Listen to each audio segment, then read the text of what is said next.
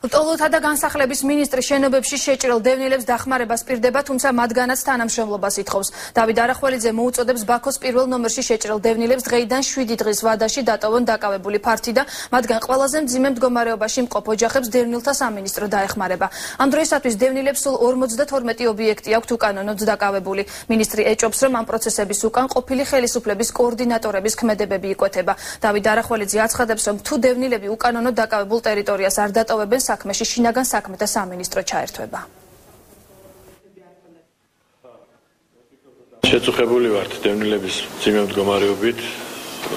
ყველა ღონესმარობთ იმისათვის, რომ როგორმე შევუმსუბუქოთ მათ რეალური ყოფა. ყველამ უნდა დატოვოს დაკავებული ფართები.